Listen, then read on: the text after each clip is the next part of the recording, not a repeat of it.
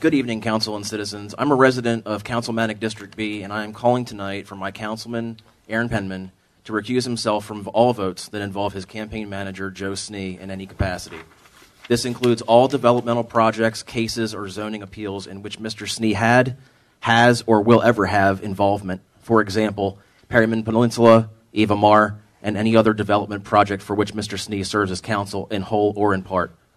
The inherent ethical conflicts of interest surrounding Mr. Penman deciding on legislation that has a direct impact on Mr. Snee's business, particularly when it comes at the expense of District B constituents' quality of life, is glaring, should be appalling to every Harford County citizen, and cannot be overstated. Now, it is by no means a new revelation that Mr. Snee is intricately involved in Harford County politics. He has been for decades, dating all the way back to running Democratic County Executive Eileen Rehrman's campaign in the mid-'90s. Mr. Snee has openly boasted many times about his influence over the levers of power in Harford County. To wit, the Aegis published a glowing article on October 15, 2010, entitled How Joe Snee Gets Things Done, where he stated as much publicly.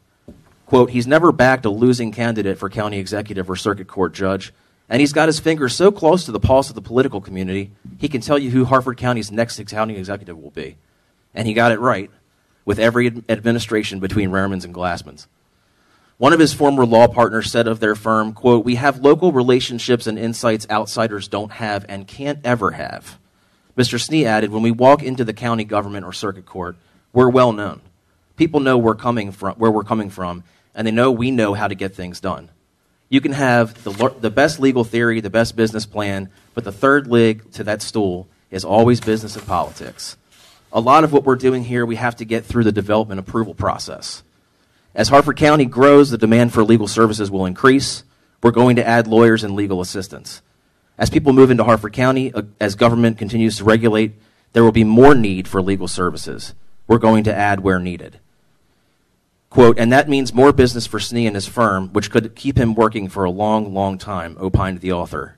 He sees himself working another 15 to 20 years, growing the firm. Indeed. Mr. Penman, with the thousands of dollars that Mr. Snee and his cronies have donated to you, and with him having managed your campaign, how can your constituents and the residents of Harford County trust that you will represent us honestly?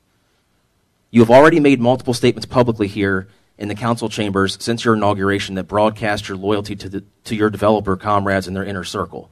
It seems that you have quite the debt to pay off for being elected, and are adamant about using the citizens of Harford County and our tax dollars to settle your deals. I, for one, think that's detestable.